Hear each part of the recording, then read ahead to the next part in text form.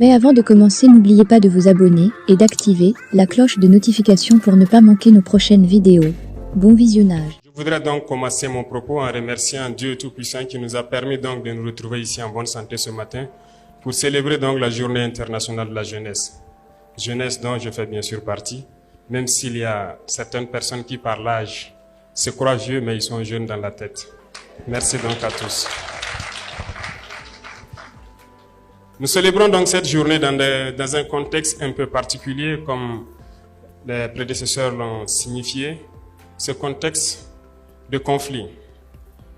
Ce conflit que nous qualifions que autre chose que la manifestation violente, barbare de l'impérialisme, du néocolonialisme, de l'esclavage qu'on tend à nous imposer aujourd'hui. Ce que nous avons qualifié terrorisme. Mais comme ils l'ont dit, nous avons fait appel à la jeunesse à un moment donné pour combattre ce fléau. Et la jeunesse a répondu massivement. Aujourd'hui, plusieurs jeunes sont enrôlés comme VDP et d'autres attendent. Nous pouvons les voir à travers les artères de nos villes. Cela nous va droit au cœur et nous osons croire que les jeunes ont compris pourquoi nous devons nous battre. Si nos aïeux se sont battus pour nous léguer des terres qu'on appelle aujourd'hui Burkina Faso, cela veut dire que nous devons nous battre aussi pour léguer quelque chose à nos enfants.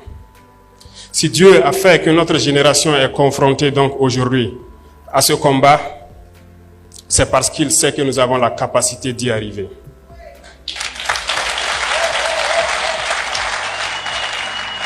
Et je sais compter sur tous pour qu'on y arrive. Le combat n'est pas seulement que militaire sur le terrain, mais le combat est beaucoup plus profond. Dans ce sens que nous devons aussi combattre à changer la mentalité. Notre génération a peut-être grandi dans un système qui nous a façonnés, qui est très difficile à changer peut-être, mais pas impossible. Peut-être que parmi nous, certains se retrouvent encore avec peut-être des caractères dont on ignore la portée, mais j'aime le dire, pour citer un auteur, il n'est pas d'homme plus méchant qui ne puisse changer son cœur si on lui enseigne comme il le faut les voies de la sagesse. Je pense que chacun d'entre nous peut changer. Et dans ce sens, il y va de soi qu'on puisse se pardonner lorsque quelqu'un n'est pas sur la voie qu'on espère, mais en même temps en lui enseignant les bonnes manières pour qu'on puisse changer. Parce que l'arme fatale de l'impérialisme aujourd'hui, c'est la manipulation. Et la jeunesse est la cible. Notre pays, ou je dirais l'Afrique, est en majorité jeune. Et la jeunesse est la cible de cette manipulation. Et lorsque l'on découvre, il faut combattre cela. Et la plupart du temps, l'impérialisme n'est pas forcément ceux qui viennent d'ailleurs. Mais ils sont parmi nous. Et c'est parmi nous que la manipulation naît. J'invite la jeunesse à s'en départir, à toujours chercher l'information juste et à toujours penser à nos patries, à nos différentes patries partout en Afrique. Je répète, si nos aïeux nous ont laissé une terre que nous avons trouvée, nous devons laisser de meilleures terres pour nos enfants.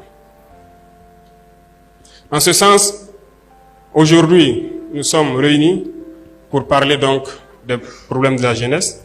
Nous allons nous faire des promesses, certes, voir des perspectives, mais aussi se lancer des défis.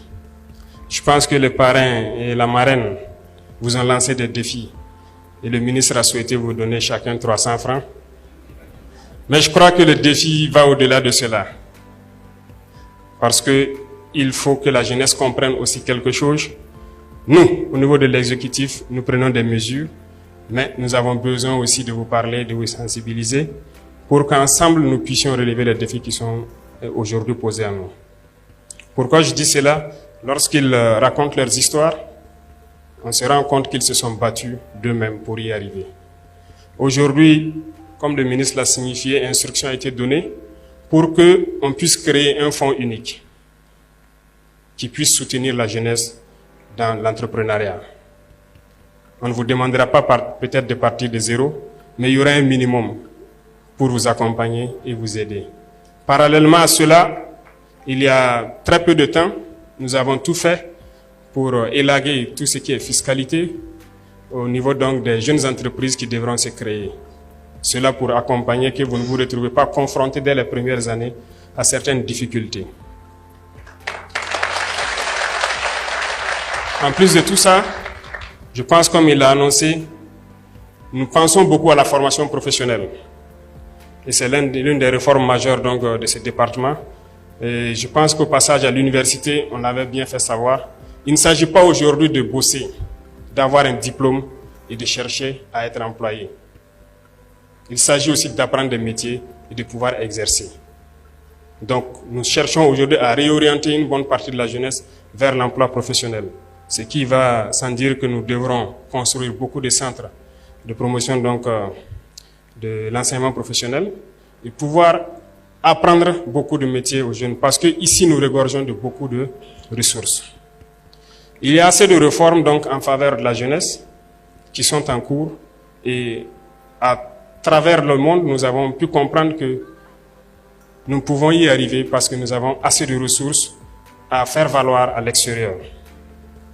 Nous nous sommes centrés par exemple sur l'agriculture actuellement qui est très important pour nous. Parce que je le disais tantôt, l'autosuffisance alimentaire, c'est un combat. C'est un combat parce que lorsque nous parlons de dignité, nous parlons d'honneur, si vous n'êtes pas autosuffisant, vous n'avez aucune dignité. Lorsqu'un père doit rentrer le soir à la maison et qu'il n'a aucune graine à mettre dans l'assiette de son fils, il ne peut pas parler de dignité. Toute la famille vivra dans l'indignité parce que la femme devra se battre comme elle peut, de toutes les manières que vous puissiez imaginer, pour trouver à manger. Il n'y a pas de dignité une fois qu'on ne mange pas sa faim. Il n'y a pas de dignité lorsque nous tendons la main. Et voyez-vous cette nouvelle forme donc, de néocolonialisme dont on parle, qui tend donc à ramener notre jeunesse à des mendiants, à des assistés chroniques. Nous nous battons contre cela.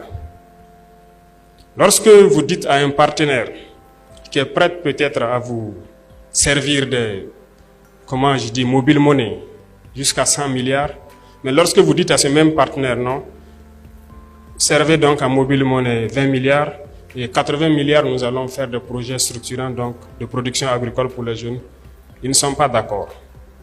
Ça doit nous interpeller. L'objectif, c'est de vous maintenir dans cet assistanat permanent. C'est de vous empêcher de pouvoir produire de vous-même et de vous en sortir. Et chaque fois, on vous donnera un peu et on vous dira de rester là. N'ayez pas peur d'entreprendre. N'ayez pas peur d'entreprendre, il faut vous lancer. C'est dur, souvent très dur. Vous allez trébucher. Vous allez souvent vous retrouver à genoux. Comme diraient certains, profitez, faites une prière, appuyez sur la paume, relevez-vous et marchez toujours. Ne vous arrêtez jamais.